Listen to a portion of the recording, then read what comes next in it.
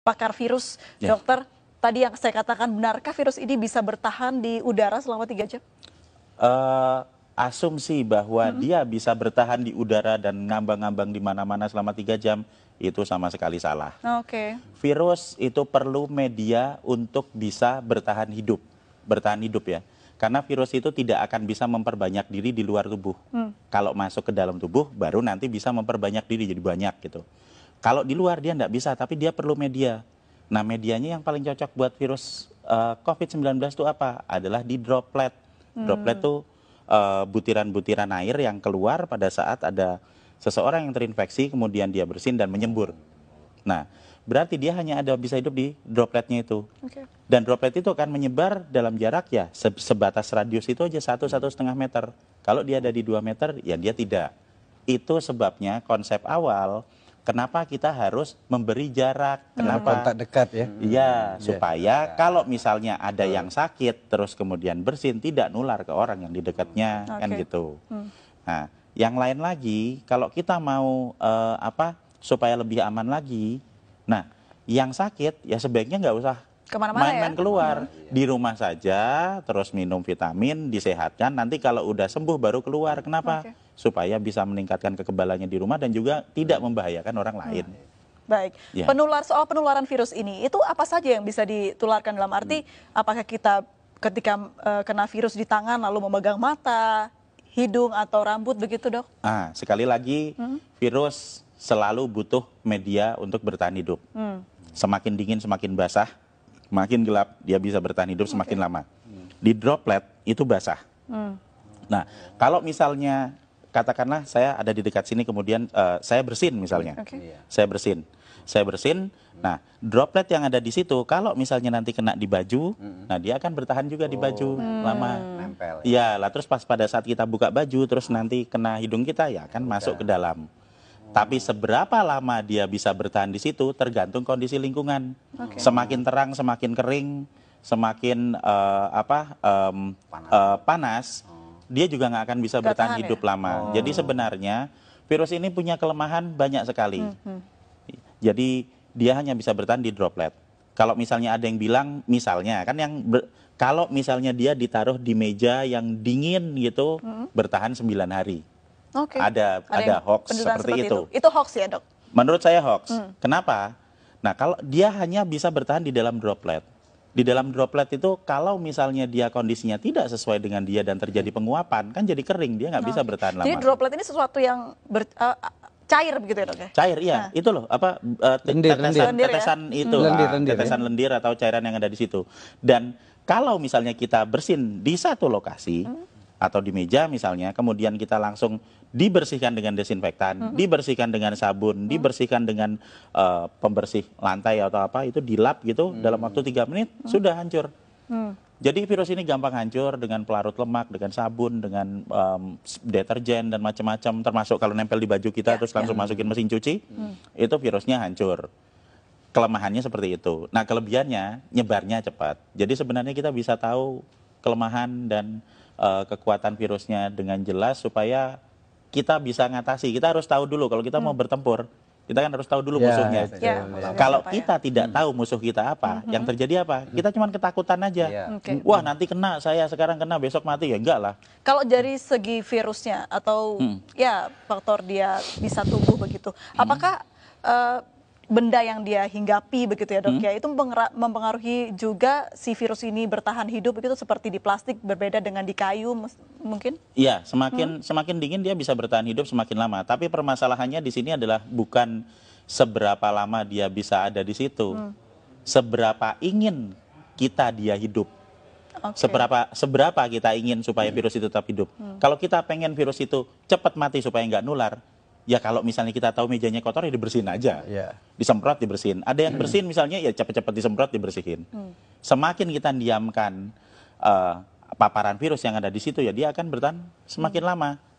Tapi kalau misalnya kita bisa punya kesadaran sendiri untuk mulai dengan pola hidup bersih, setiap ada sebaran di situ ya kita semprot bersih, simpel kok itu, enggak terlalu sulit, cuma diusap aja seperti itu. Nah, maka kita akan sangat membantu untuk mengurangi sebaran virus. Baik, itu juga berlaku untuk batuk begitu ya, Dok ya? Iya, betul. Dan kalau tatap mata nggak mungkin ya dok ya Enggak, misalnya. enggak, sama sekali tidak mungkin. Apalagi hanya pikiran. Iya, kalau tatap mata ntar jatuhnya ke hati ya dok. Baik, Makanya halu baik, itu, ya, lalu. halu. Kalau berbicara soal bagaimana dampak negatif dari virus ini, apa dampak yang paling buruk bisa dihasilkan dari virus ini dok?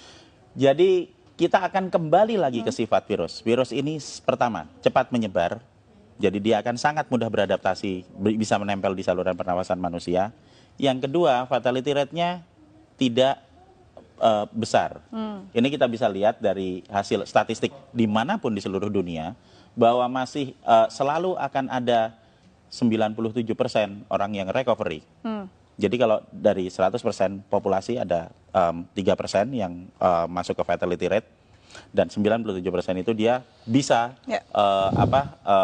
pulih dan juga bisa masih tetap sehat. Ini yang terjadi di pasien nomor 1, 2, 3. Ingat toh waktu di Depok itu? Jadi tanggal 29 Februari dinyatakan positif. Benar toh? Terus dirawat di rumah sakit selama 16 hari. Dan kemarin mereka semua pulang dalam kondisi sehat dan berubah jadi negatif. Berarti apa? Status positif terinfeksi ini bukan status yang tetap. Seperti misalnya, oh saya kena, sekarang saya positif. Sampai 1 tahun ke depan saya tetap positif. Tidak. Itu akan berubah seiring dengan peningkatan kekebalan tubuh. Jadi kalau hari pertama saya terinfeksi, saya akan positif. Hari ke-7 saya masih tetap positif, tapi nanti di hari ke-10 pada saat antibodi saya mulai naik di 7 hari pasca infeksi, di hari ke-10 antibodinya banyak, kita akan berubah jadi negatif. Puncak produksi antibodi ada di hari ke-14, sehingga di hari ke-14 dia akan habis semua virusnya, dinetralkan oleh antibodi. Itu yang terjadi pada pasien nomor 1, 2, 3. Jadi supaya kita bisa menginduksi pikiran-pikiran positif dan optimistik yang ada di rakyat, kita harus belajar juga melihat, kok ada pasien nomor 1, 2, 3 sembuh, ini kan udah ada buktinya. Menariknya tadi juga sempat di program di tayangan kita, begitu pasien 03 ini ternyata tidak ada gejala yang terlalu parah begitu dok, hanya batuk sedikit saja, dan treatmentnya pun hanya diberikan vitamin dan juga obat batuk oleh dokter. Nah, kenapa virus ini bisa tidak semua orang terkena paru-paru, dok? Nah, jadi kalau kita mau melihat keganasan virusnya, itu kita jangan melihat kita harus kembali ke struktur virusnya ya, struktur virusnya lagi, sifat virusnya. Virus ini bentuknya tetap, dia akan menyerang ke semua manusia. Dia tidak berubah. Yang menyebabkan terjadinya perbedaan adalah di manusianya. Ada manusia yang sehat, yang memiliki saluran pernapasan yang sehat, sehingga pada saat terinfeksi, yang akan keluar adalah batuk, ya kan? Kemudian nanti bersin, pilek, kemudian dia demam, sampai paling 5 hari. Dan kemudian di hari ke-7 dia akan mengalami recovery. Dan di hari ke-14 dia full sembuh, persis seperti pasien nomor 1, 2, 3. Tapi untuk orang-orang yang berada di dalam grup dengan resiko tinggi, misalnya yang udah berusia lanjut. Kalau orang usianya lanjut, kemudian dia nanti akan memiliki pengurangan dalam hal produksi antibodi karena usianya udah lanjut. Ini usia berapa tahun ke atas, dok? 60 tahun? Di statistik itu dia ada di usia antara 70-80. Itu di statistik datanya. Terus yang kedua, manusia dengan komplikasi penyakit, diabetik misalnya, atau hipertensi, atau stroke, gitu kan. Dan yang ketiga adalah manusia yang memiliki riwayat gangguan pernapasan, misalnya TBC, misalnya bronkopneumonia, bisa jadi juga asma. Maksudnya adalah saluran pernapasannya sudah mengalami kerusakan sebelum ditempeli virus, sehingga pada saat ketempelan COVID-19 akan lebih parah. Itu yang menyebabkan terjadinya ada angka fatality rate 3%. Nah, jika kita akan fokus ke 3% ini, berarti kita akan berbicara mengenai grup dengan resiko tinggi, sehingga yang seharusnya lebih diperhatikan adalah yang di grup dengan resiko tinggi ini untuk dapat prioritas ke rumah sakit. Kenapa? Supaya rumah sakitnya nggak penuh, dokternya nggak repot. Jadi nggak ada yang baru pertama kali kena sekarang baru demam sebentar terus waduh besok saya mati langsung ke dokter. Nggak seperti itu. Kita mendahulukan grup dengan resiko tinggi, sehingga tidak semuanya harus masuk rumah sakit. Nah, kita harus memberikan edukasi gimana caranya supaya kita bisa melawan virusnya yang ada di luar tubuh. meningkatkan antibodi yang ada di dalam tubuh secara mandiri supaya kita semua nanti bisa ngatasi virusnya. Pertanyaannya, ketika seorang yang pasien positif sudah sembuh begitu, Ya. akankah dia bisa positif kembali?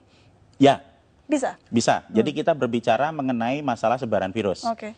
Jadi satu hal yang harus kita pahami dulu, ini imunologi basic adalah bahwa kalau saya pernah kena virus, misalnya saya pernah kena virus COVID-19, nah tubuh saya akan punya data tentang virus ini.